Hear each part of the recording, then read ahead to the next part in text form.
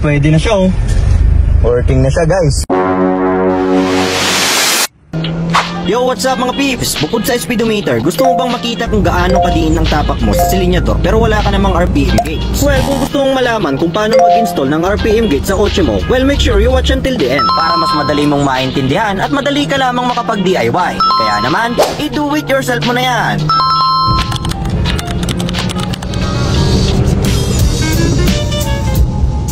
Una sa lahat, kapag bibili ka ng RPM gauge ay yung meron lamang tatlong wire ang pipiliin mo, yung red, black, and green. Bakit? Para mas madali lamang itong masundan at less hassle ka na sa pagdi-DIY. Una mong ipagapang dyan yung green wire papuntang engine bay. Dugtungan mo lamang ito ng at least 1 meter na wire. Pagkatapos ay itap mo siya sa negative wire ng ignition coil ng kotse mo.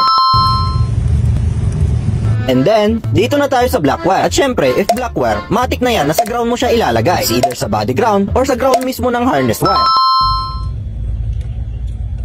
Dito na tayo sa last wire, yung kulay red. Mahalaga ito sa ACC wire mo siya ilagay sa may mismong susian para sakalang siya gagana if magta-turn on na kayo ng susi nyo. At para matest nyo yan, if asan dyan yung accessory wire, ay gumamit lamang kayo ng test light. I-clip mo muna siya sa any body ground and then itap mo siya isa-isa sa mga wire na nasa ignition nyo. Huwag kayong matakot at saka nyo i-switch on off yung susi nyo para makita nyo if saan dyan yung iilaw sa bawat didikitan ng test light nyo. Pero kapag Mitsubishi Lancer ang auto nyo, katulad ko, ay yung blue wire na ito ay siyang accessory light. Pero huwag nyo munang direktang itatap yan dahil dito na papasok yung tinatawag na fuse box. May dalawang paa ang fuse box, so kahit saan dyan mapunta ay wala yung polarity. Kahit magkabaliktad pa yan ay okay lang. Itap mo muna yung isang paa ng fuse box sa red wire ng RPM gauge and then yung isang paa naman ng accessory wire ng kotse nyo.